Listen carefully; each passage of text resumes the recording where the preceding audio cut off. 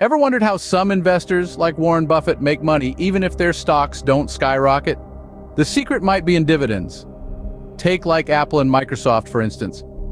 They're known for distributing dividends to their shareholders. Dividends are essentially a slice of a company's earnings that it shares with its shareholders. Think of them as a thank you note from a business to its investors.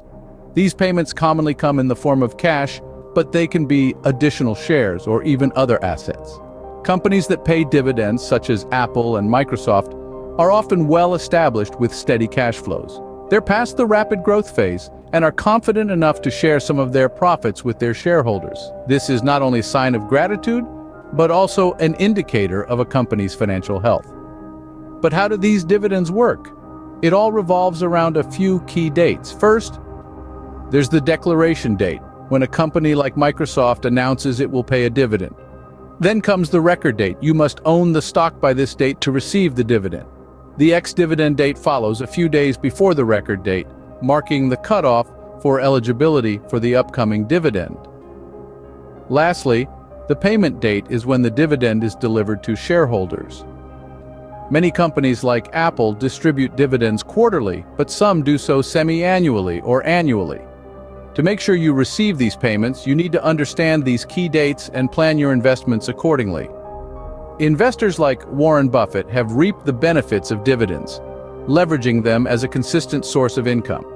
Dividends can provide a steady stream of income, which can be particularly attractive to those relying on their investments for living expenses or building wealth for retirement.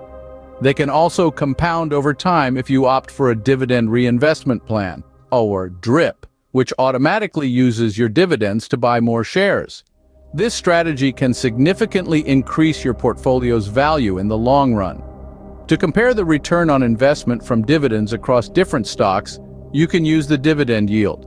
This percentage is calculated by dividing the total dividends paid over the last 4 quarters by the stock's price, and then multiplying by 100. However, dividends aren't without risks. Dividend stocks are sensitive to interest rate changes. Higher rates could make other investments more attractive, potentially causing dividend stock prices to drop. Additionally, dividends aren't guaranteed. A company may reduce or stop paying dividends if its financial position changes, which could impact the stock's value. In summary, dividends are a way for companies to share their profits with shareholders. They can provide a consistent income stream and contribute to long-term portfolio growth, especially when reinvested. However, like all investments, they carry risks.